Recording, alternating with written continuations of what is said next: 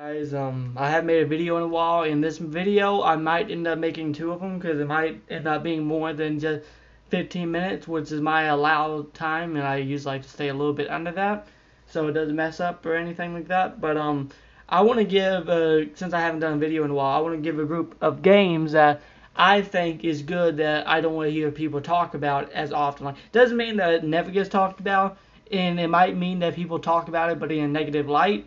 And I just wanted to show the games I don't think is that bad, especially if you can find it for a cheap price.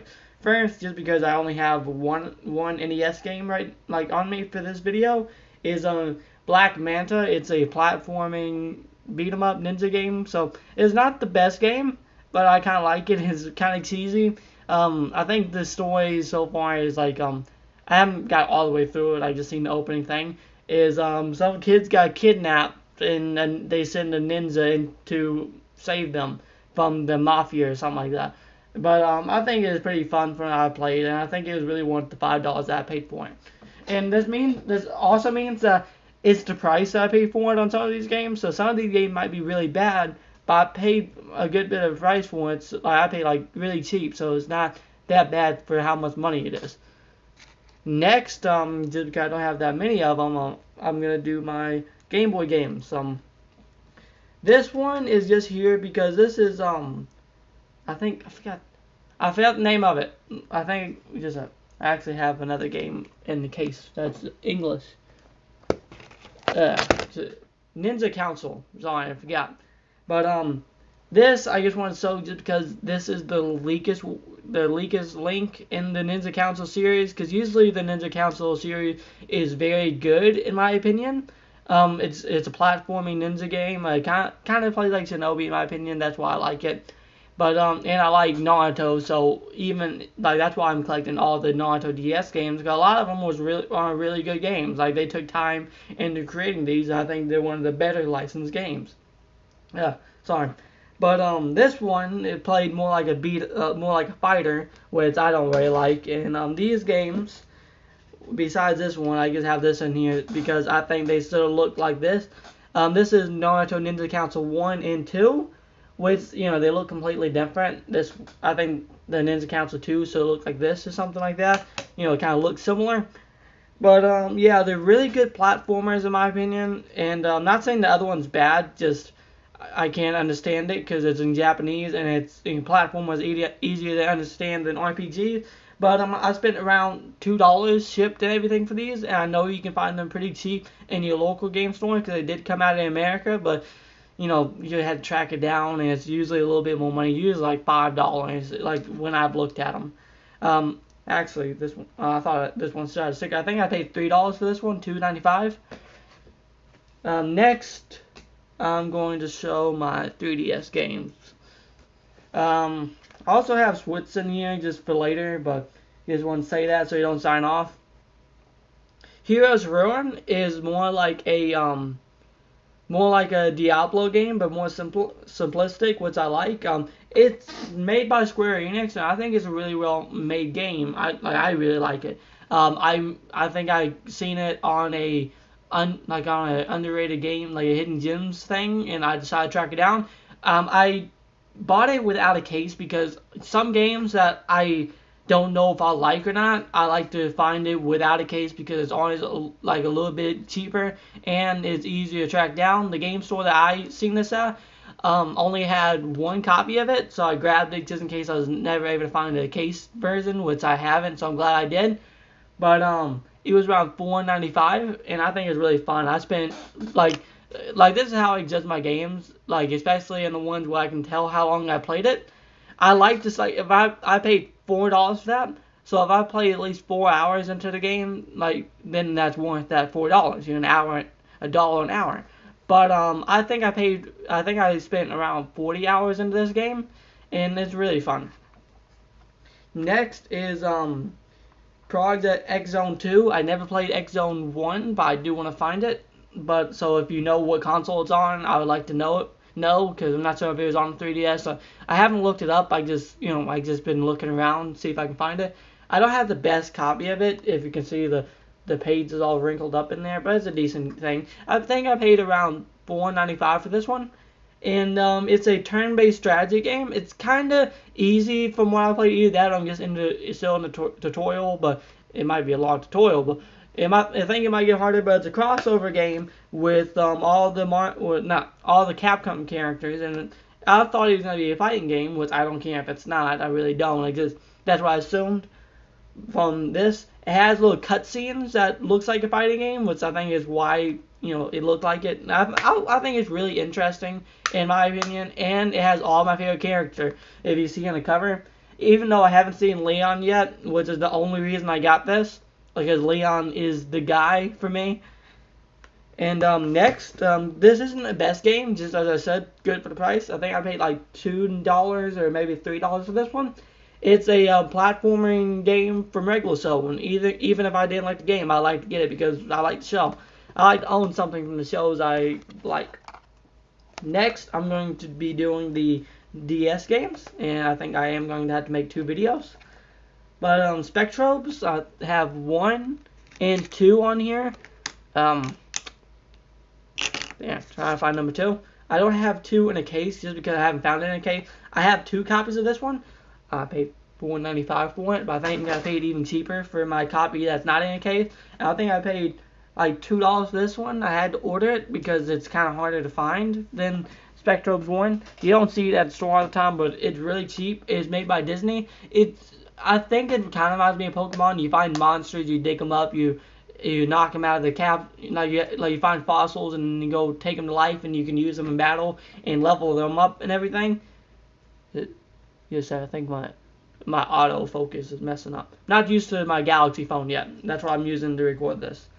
But yeah, if you do find these, I think it's worth it. You will have at least 5 hours of gameplay out of it. Like I think I played longer than that. Just saying, at least. And next is my loose DS games, just because I want to. Yeah, trying to get them all. I feel like I'm losing it. Oh, I actually dropped the DS game. First, I want to do the Sims series. I have Sims Kingdom, Sims. Why is my autofocus being an ass? Sorry, not sure how to fix it. But I have all 3 of these. I haven't played this one. I played these other ones when I was littler. Autofocus. You're gonna focus now. Come on, please. Okay, fine. But they're really fun to me. They kind of remind me of Animal Crossing, kind of a simplistic version of that. Well, I wouldn't say simplistic. It's a fun game. It's worth the money. It's my first game that I ever really played when I was little, so that it has a special place to me. And I'm kind of happy just a little bit because I paid $3 for this, and I went up to my local game store lately, and for some reason they're selling copies for $20. I'm guessing it's finally getting the recognition it deserves. But I'm not sure if it's worth 20. I think it's worth 3 if you can find it for that, because most places sell for that. But yeah, I think it's a really good game. Next is still loose DS games. Lock's Quest. I haven't played a whole bit of this yet, but so far what I played, which isn't much, you can build up it's kind of like a turn-based. I want to say, kind of like you have one mode. We have one part of the fight where you can build up walls and all that, and then you have another part where you can go attack monsters with swords. It looks like I'm gonna have a lot of fun with it. I haven't got a whole lot into it, but I do think you should get it. I think I technically paid nothing. I used GameStop points to buy, but it was around $3. Bionicle Heroes, which this also came out on main consoles and everything, but I bought the one on GameCube because I really liked the DS version so much. I actually don't like it as much. It's a first-person shooter for a DS, and I think it looks fairly nice and it plays fairly good. It's really easy to play, but sometimes easy is fun on a portable, and I really enjoyed it so far. I think every once in a while I like to buy just a really cheap DS game that I never heard of, so that's where that came from. I think I paid like $2 for it. Sims 2. I don't like this because I'm a huge Sim fan. Actually, I'm not a huge fan of the standard Sim, but this is kind of a watered down version of it, and I really like it better than I like the DS Sims better than most Sims. Just in my opinion. Don't kill me over it. I really like it. I think it's an okay port of it. I like the I actually forgot one of them, but I like the My Sims Apartment Pets too. Just not as much as this. I like Apartment Pet because I got it when I was little, but I guess it's not as good as it used to be. Naruto Ninja Destiny, which is another game I got just because it's cheap, and I'm trying to get all the Naruto games for DS because most of them are really good. This is a fighting game, and I want to get number 2 really bad because I think it's really fun. It has a story mode, but not very long one, and it has more characters unlock and all that. So it has things to do, and it has a battle. It has I forget what you would call it, where you just kind of work your way up. Yeah, it has one of those.